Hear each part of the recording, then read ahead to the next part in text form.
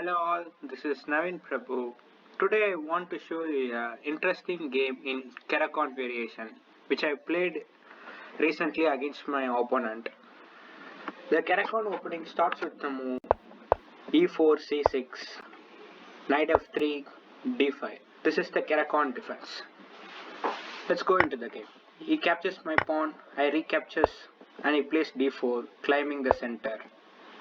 And I develop my queenside pieces, knight to c6, and he moves his c3 pawn, and I develops the bishop to f5, and he develops his kingside piece and ready for his castle in kingside. And I just want to develop my kingside pieces, and I also goes for the castle. So I moves the pawn to e6, in a way supporting the d5 square. He castles kingside, I develops my bishop, keeping an eye on the h2 square.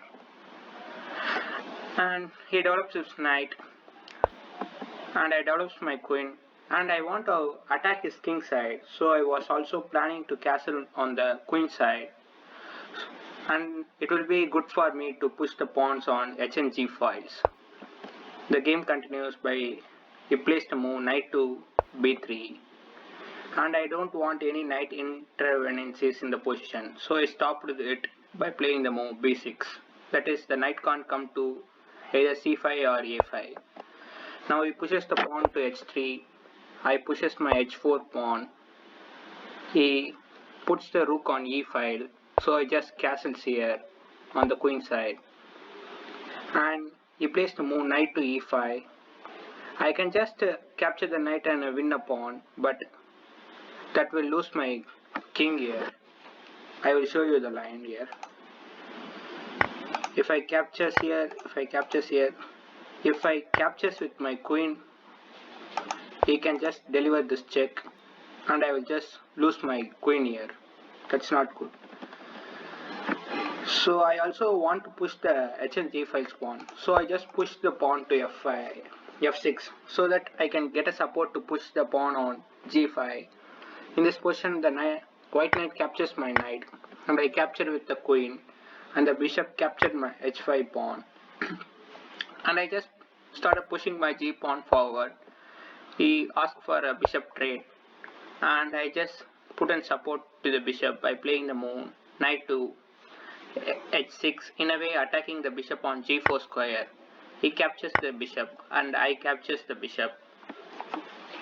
And in this position, he just plays the move king to h1.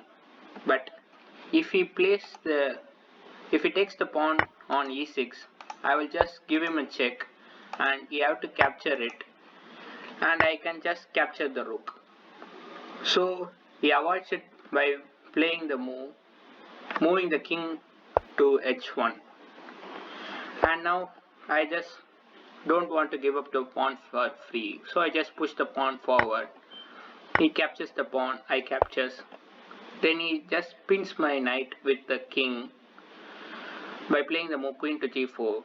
So I just thought of setting a small trap in this situation by playing the move queen to d7, thinking that if he plays some other move like knight to d4 or bishop to d2, I can just have an interesting combination in this position to play on. According to my guess, he just plays the move knight to d4, thinking that he is winning a piece here, or just putting some pressure on my f5 knight. Actually, here is an interesting combination to play on. I give you a few seconds. You can try it on yourself.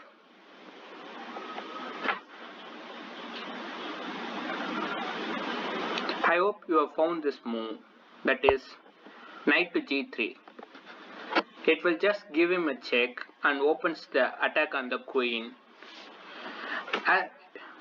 Note the point that the h3 pawn is pinned with the rook. So if I capture his queen, he can't capture back. So there are three interesting continuations here. Let me show it one by one.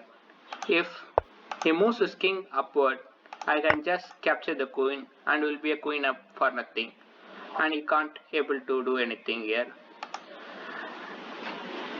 If the king moves here, then also I can just capture the queen, but you don't have a time to capture my queen because I will deliver this checkmate here. This is something interesting to see. And if we capture with the queen, I will just capture with my bishop. In a way, you will get 2 pieces for his queen, but that is not enough for the game. But in the game, he just capture with the pawn, and I capture the queen. And here he plays the move knight to c6, attacking my rook on d8. And here is a mating 7 for you. You can try it by yourself. I give you a few seconds. I hope you have found this move, that is rook captures h3, but I failed to identify this move. I have played another move. Let me show you the lines here. If we capture the pawn and I capture the pawn, give him a check, and I captured, then he moves and I give him a check. And now I place the move rook to h8. This is some of the difficult moves to spot, because when you are having a mating combination, you always want to give him a check. But in this position, this comes with no check. But in this position, you can't avoid the checkmate on h1. That is, any moves he played, the rook will just checkmate him. But in the game, I just captured the pawn here. That is, after the knight moves to c6, I just capture the pawn here. And if the knight captures my d8 rook, I will just capture the rook on e1. But he just moves his rook to f1. This is actually a mate in 4.